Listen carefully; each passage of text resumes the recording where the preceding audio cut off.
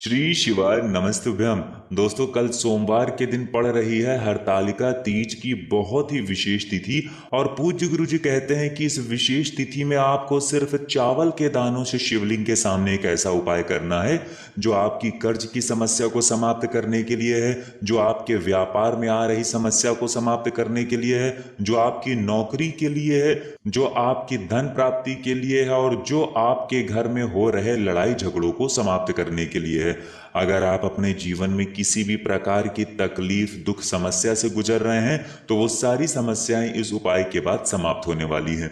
तो चलिए जानते हैं उस विशेष उपाय के बारे में, लेकिन उससे पहले एक प्रार्थना। अगर आप चैनल पर नए हैं तो कृपया चैनल को सब्सक्राइब अवश्य कर लें। देखिए, पूज्य गुरु जी ने कहा कि इस बार हरतालिका तीज पड़ रही है सोमवार के दिन, इसलिए ये हमारा सौभाग्य ही है कि महादेव के दिन इस विशेष पर्व का आयोजन हो रहा है। पूज्य गुरु जी कहते हैं कि जब भी ऐसे विशेष अवसर आया करें तो आप महादेव के सामने कुछ विशेष उपाय करने से बिल्कुल भी ना चूका करें। देखिए, इस वीडियो में हम पूज्य गुरु जी द्वारा बताए गए 2-3 बहुत ही खास उपायों के बारे में बात करेंगे। इनमें से जो उपाय आपकी समस्या के लिए है उस उपाय को आप कर सकते हैं। चलिए बात करते हैं पूज्य गुरु जी द्वारा बताए गए पहले उपाय के बारे में, लेकिन उससे पहले सामने स्क्रीन पर आपको एक प्रश्न दिखाया जा रहा है। इसमें आपको बताना है कि प्रथम पूज्य देवता किन्हें कहा जाता है, श्री गणेश जी को या फिर श्री कार्तिकेय जी को। इनमें से जो भी उत्तर सही हो वो आप कमेंट करके जरूर बताइएगा। चलिए अब गुरु जी के पहले उपाय की ओर बढ़ते हैं। देखिए, ये उपाय उन लोगों को करना है जिनके जीवन में कोई भी ऐसी विशेष मनोकामना है जो परिपूर्ण नहीं हो पा रही है। बहुत सारे व्रत कर लिए हैं, बहुत सारे उपाय कर लिए हैं, यहाँ तक कि उन्होंने पशुपतिनाथ का भी व्रत कर लिया है, तब भी उनकी वो मनोकामना परिपूर्ण नहीं हो पा रही है। तो पूज्य गुरु जी ने कहा कि आपको सिर्फ ये उपाय करना है। देखिए, इस उपाय के लिए आपको सिर्फ एक बेलपत्र लेनी है। बेलपत्र आप जो भी लेंगे वो कहीं से कटी फटी नहीं होनी चाहिए, और बेलपत्र की डंडी के आखिर में जो डूट होती है यानी जो डंठल होता है वो भी नहीं होना चाहिए। अगर आपके पास बेलपत्र नहीं है तो शिवलिंग के ऊपर चढ़ी हुई बेलपत्र को उठाकर जल से शुद्ध करके फिर आप उसका भी इस्तेमाल कर सकते हैं। फिर इसी के साथ आपको ले लेना है 1 लोटा जल। लोटा आप तांबे का ले लीजिएगा और जल आप अपने किचन से ले लीजिएगा। आपके किचन में आरओ, मटका, बाल्टी जो भी रखा हुआ है, जो भी लगा हुआ है, वहीं से आपको जल ले लेना है। अब सिर्फ ये 2 सामग्री लेकर आपको पहुंच जाना है शिवालय। पूज्य गुरु जी ने कहा कि ये उपाय आप इस सोमवार के दिन सुबह भी कर सकते हैं और शाम को भी कर सकते हैं, लेकिन आप प्रदोष काल के समय में अगर ये उपाय करते हैं तो ये आपके लिए बेहद खास हो जाता है, क्योंकि प्रदोष काल के समय साक्षात महादेव शिवलिंग में विराजमान होते हैं। अगर आप प्रदोष काल के विषय में जानकारी नहीं रखते हैं तो आपको जान लेना चाहिए कि शाम को जब सूर्यास्त होते हैं तो उससे 45 मिनट पहले का समय और 45 मिनट बाद का समय, यानी ये जो 1.5 घंटे का समय होता है, ये प्रदोष काल का समय कहलाता है। और अगर आप इस समय ये उपाय करते हैं तो ये आपके लिए बेहद लाभकारी होता है। अब देखिए, शिवालय पहुंचकर सबसे पहले आप जो एक बेलपत्र लेकर आए हैं उसको आप अपने हाथ में रखिए। आप अपने दाहिने हाथ की हथेली में इस बेलपत्र को रखिए और महादेव से प्रार्थना कर लीजिए आपकी जो भी मनोकामना है। हो सकता है आप अपने व्यापार को बढ़ाने के लिए ये उपाय कर रहे हैं, या फिर हो सकता है आप अपनी नौकरी में इंटरव्यू देने जा रहे हैं या फिर एग्जाम में बैठने जा रहे हैं तो उसमें सफल होने के लिए ये उपाय कर रहे हैं,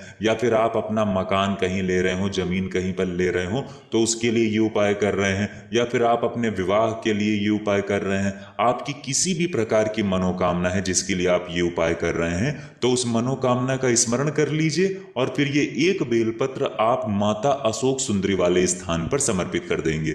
देखिए, सामने आपको जिस स्थान पर बेलपत्र समर्पित करते हुआ दिखाई जा रही है उसी स्थान पर आपको ये बेलपत्र समर्पित करनी है।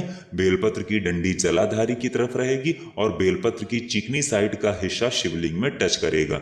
फिर इसके बाद आपके पास जो 1 लोटा जल है उस जल को थोड़ा सा आप इसी बेलपत्र के ऊपर समर्पित कर देंगे और श्री शिवाय नमस्तुभ्यम मंत्र का स्मरण कर लेंगे। फिर थोड़ा सा जल आप शिवलिंग के चारों तरफ समर्पित करते हुए, यानी माता पार्वती के हस्त कमल में चारों तरफ समर्पित करते हुए, फिर पूरा जल आप शिवलिंग के ऊपर धीरे धीरे समर्पित करते जाएंगे और लगातार शिव महापुराण के मूल मंत्र श्री शिवाय नमस्तुभ्यम का स्मरण करते जाएंगे। पूज्य गुरु जी ने कहा कि जल आपको इतने धीरे समर्पित करना है कि जल समर्पित करते करते आप कम से कम 11 बार श्री शिवाय नमस्तुभ्यम या फिर ओम नमः शिवाय मंत्र का जाप जरूर कर लें।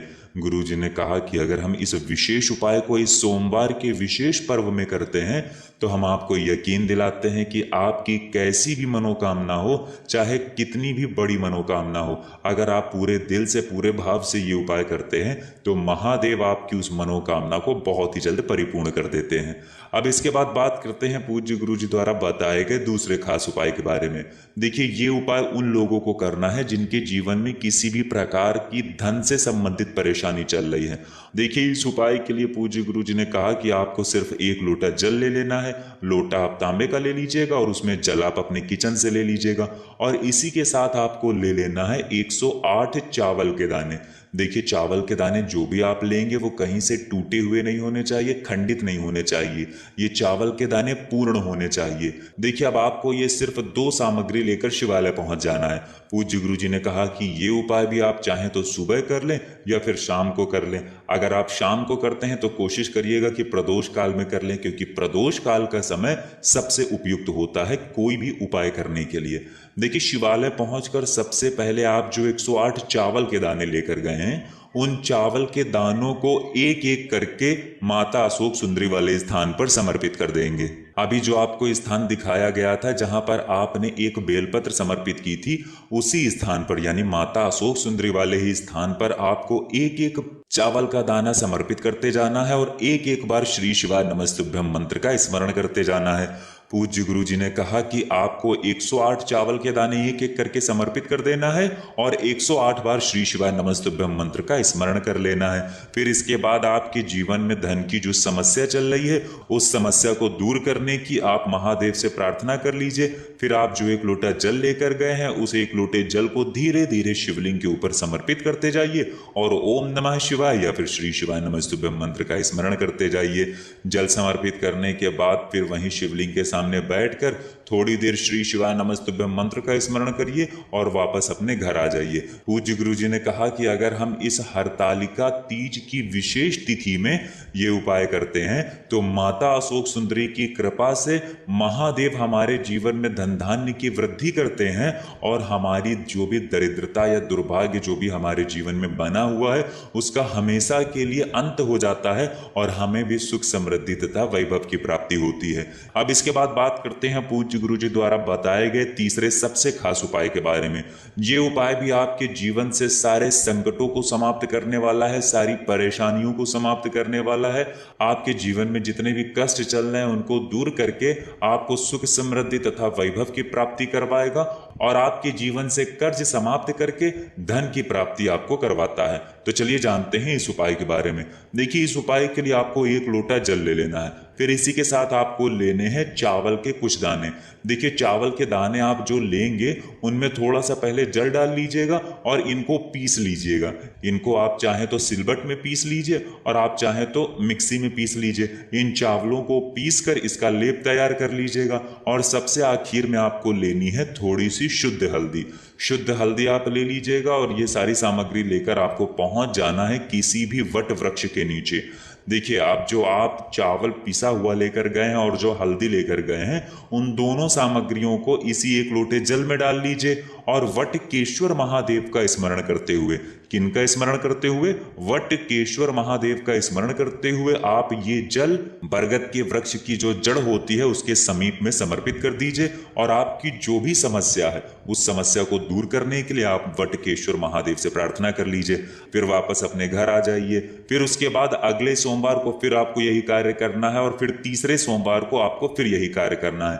यानी 3 सोमवार को आपको ये उपाय करना है, लेकिन ये उपाय आप शाम को यानी सूर्यास्त के पहले ही करना है। सूर्यास्त के बाद आपको ये उपाय नहीं करना है। आप तीसरे सोमवार को जब आप ये उपाय करेंगे तो उपाय करने के बाद आप बरगद के वृक्ष की जो जड़ होती है, देखिए बरगद की वृक्ष की जो टहनियां होती हैं उनमें से जड़ें लटकती रहती हैं। इन्हीं जड़ को आप थोड़ा सा तोड़ लेंगे। जड़ का एक छोटा सा हिस्सा आप तोड़ लेंगे। आप किसी भी प्रकार से तोड़कर फिर इसे वापस अपने घर ले आएंगे और इसे आप चाहें तो अपने ताबीज में बांध कर गले में धारण कर सकते हैं, या फिर इसे आप अपनी धन रखने वाली अलमारी में रख सकते हैं, या फिर इसे आप अपने भगवान की अलमारी में रख सकते हैं, और या फिर इसे आप अपने हाथ में बांध सकते हैं। पूज्य गुरु जी ने कहा कि इसे आप 3 महीने तक इन्हीं स्थानों पर चाहे रखा रहने दीजिए और चाहे गले या हाथ में धारण कर लीजिए, और वटकेश्वर महादेव से प्रार्थना कर लीजिए कि आपके जीवन में जो समस्या चल रही है वो समस्या महादेव बहुत ही जल्द से समाप्त कर दें।